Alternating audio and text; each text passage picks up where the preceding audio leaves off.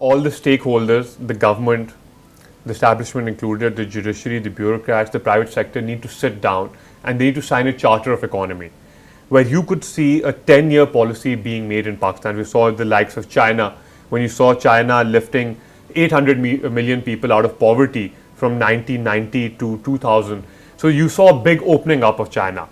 That was because of a 10-year stable policy which all the stakeholders sat down and there was no compromise on the economic policies. So Pakistan needs to take that route. It needs to sit down all of its stakeholders and they need to decide a 10-year policy.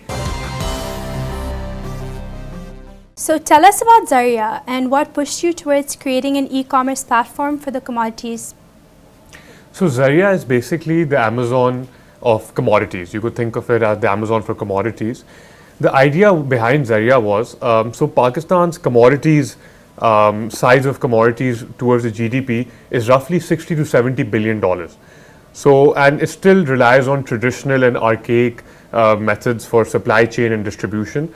So the idea behind Zarea was to actually revamp this and revolutionize this through cutting edge technology, as we've seen in the South Asian market, in the likes of India. If you could talk about off business, it's a $7 billion company now, is revolutionizing the commodity space. You could talk about Bangladesh, you could talk about LATAM, you could see Tool. It is another unicorn which has been disrupting the commodities marketplace. So to make it easy, what Zarea does is, so all of the commodities which are being traded into Pakistan, that's all being done physically. And there's a lot of information asymmetry given the prices of commodities, given the quality of commodities, given the trade of these commodities. And there's a big black market economy side to the trade of commodities as well. So those are some of the big challenges. For example, if we talk about cotton in Pakistan, so there's a big import of cotton coming into Pakistan. So why is that happening? That is happening because of better quality of imported cotton, but also there's lack of transparency on the local cotton prices. There's no hedging which can be done by these spinning mills, these buyers of cotton.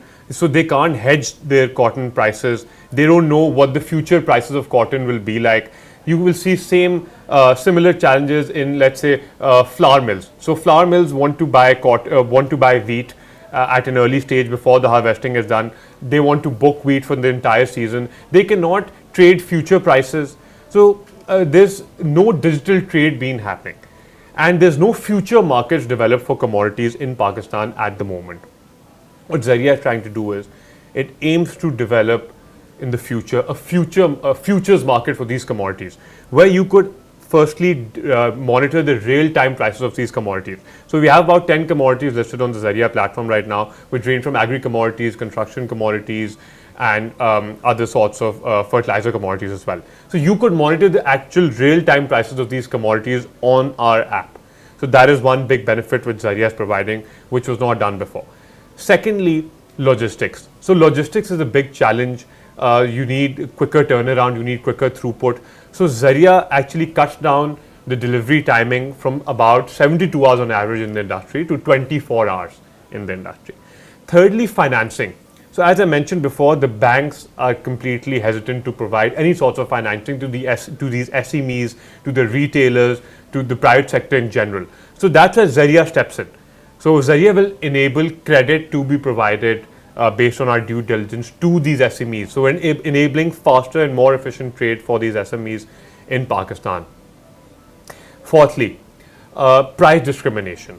So let's suppose we talk about wheat. So with wheat, you have a lot of hoarding being done in the market. The government sets another rate. For the off sector, off formal market, there's another rate. There's a lot of price discrimination.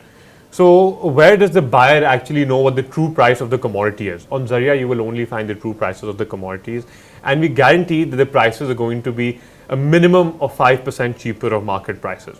That's one thing. Quality. So we only work with trusted suppliers, and they're verified on our platform. So quality assurance is one big thing which Zarea promises, and that is the reason that a lot of buyers now depend upon Zarea for its trade of commodities.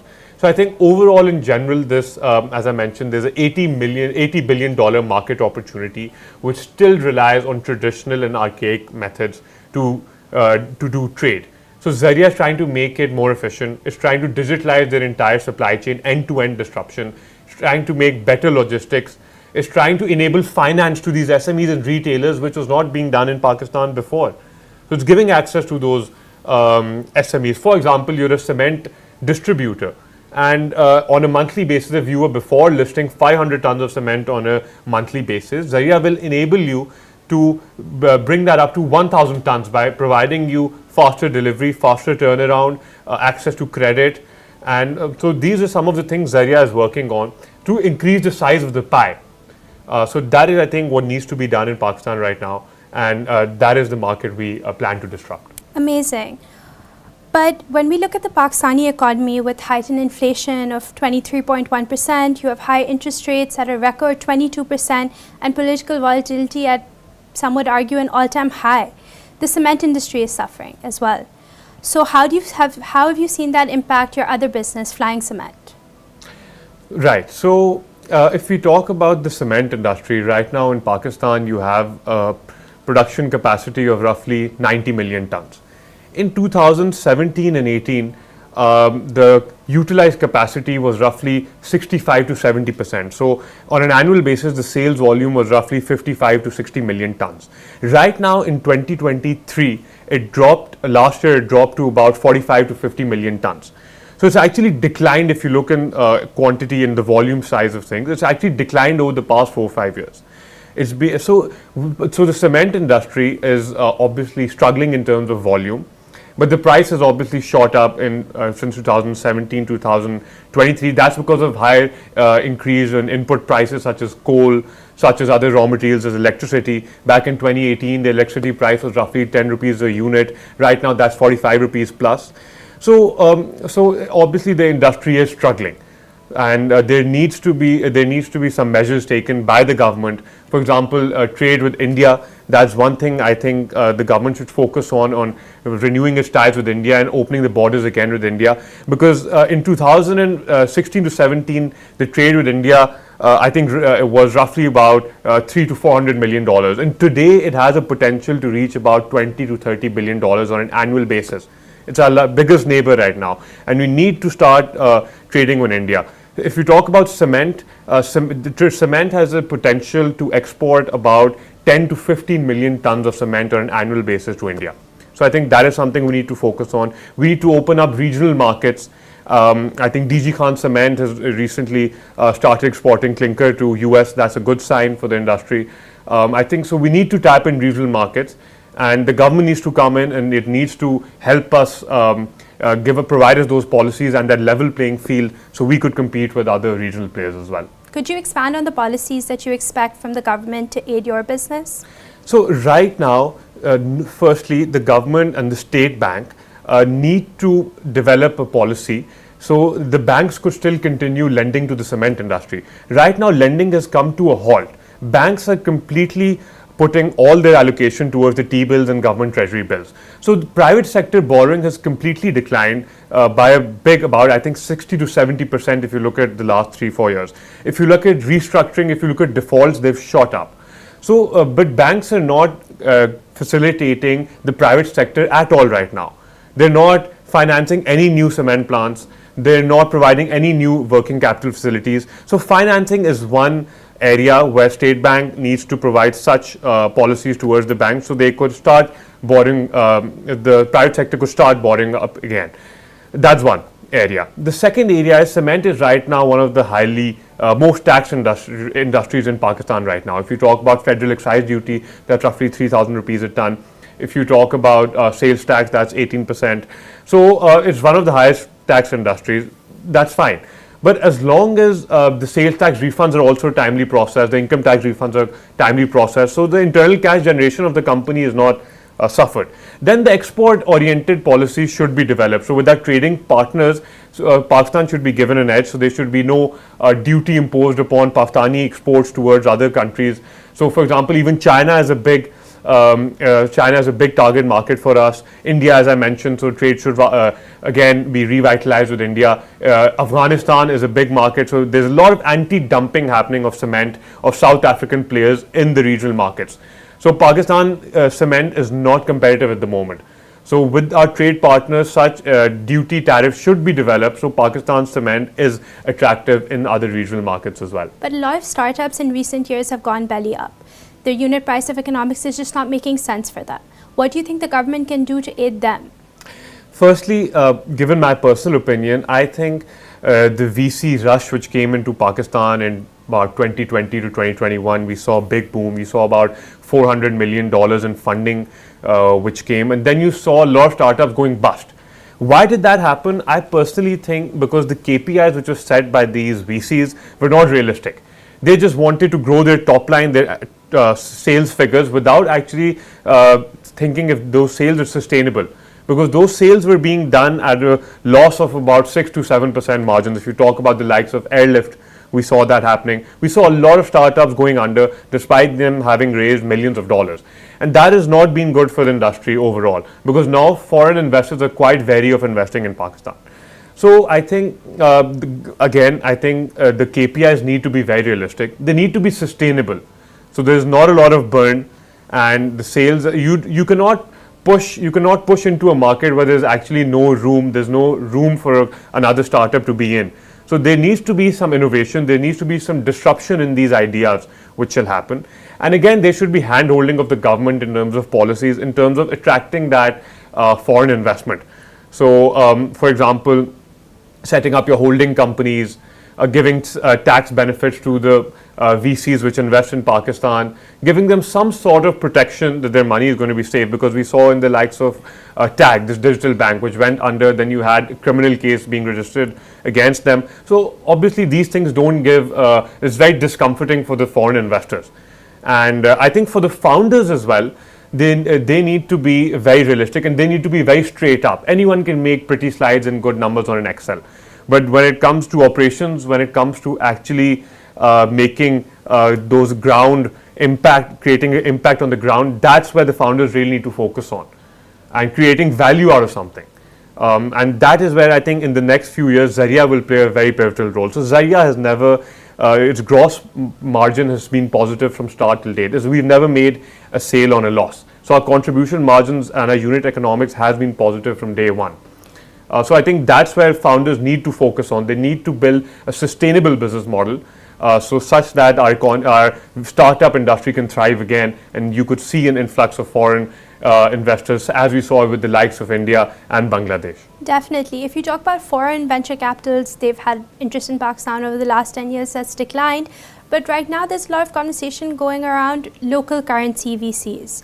So what do you think about the emergence of local currency VCs? There's some out of Islamabad at the moment. They're export oriented. Do you think this might be the future of VCs in Pakistan instead of attracting foreign investment? I think that's a big area of development. So I would like to see that in the context of our stock exchange as well, because you have a lot of family offices in Pakistan, and which are hesitant to invest in the stock market. Despite a stock market right now has a PE of 4 to 4.5x compared to regional markets, it's still quite underpriced. So a lot of family offices, a lot of business groups in Pakistan, they're still hesitant to invest in the Pakistan Stock Exchange. So obviously it would be a bigger challenge getting them to invest into risky startups from which are at an early stage right now, which are only in an ideation phase right now. So it would be risky to attract them. But at the same time, I think setting benchmarks such as getting the fund in PKR, and those are more realistic things which you need to work on. And right now you saw one of the VC, I think it's Sai Capital, they recently started a PKR denominated fund. I think those are steps in the right direction. And there's a lot of gunpowder sitting on the sidelines right now. There's a lot of money which is being invested into real estate right now, and that is just creating a bubble. And so that's an unproductive sector. So that money could be directed towards the startup industry if the right policies are given. There's a lot of money sitting on gold right now. There's a lot of money just sitting on in the banks on cash deposits. When you're getting 21% on the bank, why would any family office or any individual want to invest in a risky startup? So those are some challenges right now which are being faced by the industry in general.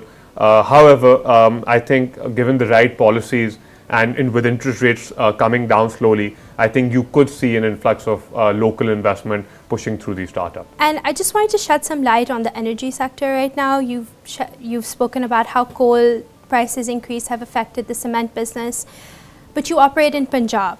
So how is it operating in Punjab? How is it different than conducting industrial work in Sindh? What's been your experience regarding that? Right. So I think Pakistan, as we know, has one of the largest coal reserves in the world. Back in 2017, when Flying Cement made its pivot from imported coal to local coal, we faced a lot of challenges. And we were one of the first players which actually entered the local coal market, starting purchasing coal from Balochistan and using local coal and refining it. And at the time, it was very challenging for us, and no other player was willing to make that pivot towards local coal. So we initiated that step. And if you look in terms of quality, you have one of the finest qualities in terms of when you talk about coal, you talk about the gross calorific value. In Balochistan, that's north of 6,500. So it is on par with your imported coal. Obviously, the sulfur and the moisture contents, those are slightly higher compared to your imported coal, but still it's workable. And with the energy sector, I think Pakistan will need to make a big bet on coal. Despite those climate concerns and other concerns, India still made a big bet. If you look at Adani just purchased a big coal mine in Australia. It generates about 5,000 megawatts through coal. And Pakistan has the cheapest source of energy right now. With Thar coal, you could generate electricity at lower than 10 rupees a unit. Whereas if you use imported coal, if we talk about imported fuel, those costs could go up to 35 rupees a unit. So there's a big difference which needs to be capitalized on. So Pakistan needs to shift its energy dependence on local coal and eventually phase it out over the next 15-20 years, as we saw the UK doing it, as we saw the European countries doing it. But Pakistan needs to make that shift, and it needs to make it as soon as possible. Pakistan's struggling a lot when it comes to its current account deficit. Your work shifting to local energy resources is intrinsic in helping that. What else do you think the government can do to facilitate a better current account status? Firstly, I think all the stakeholders, the government, the establishment included, the judiciary, the bureaucrats, the private sector need to sit down and they need to sign a charter of economy where you could see a 10-year policy being made in Pakistan. We saw the likes of China, when you saw China lifting 800 million people out of poverty from 1990 to 2000. So you saw a big opening up of China. That was because of a 10-year stable policy which all the stakeholders sat down and there was no compromise on the economic policy. So Pakistan needs to take that route. It needs to sit down all of its stakeholders and they need to decide a 10-year policy. That is step number one. So with every shift of government, every change of government, there is a change in economic policy and there's a change in the direction towards our relationship with countries. For example, if we look towards the government between 2013 and 18 when PMLN was ruling the country, you saw a big bias or big lean towards China. But that shifted as soon as Imran Khan came into power.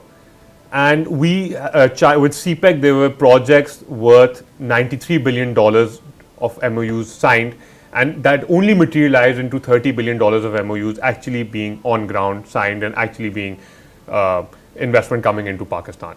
So that $60 billion delta was there. Why? Because of that change of stance of the PTI government and discomfort of the Chinese investors to actually invest in Pakistan. And then Razak Daud one day just woke up and he started to look at all of those contracts of the CPEC which were signed and start digging deeper into them. That created a lot of discomfort between the investors.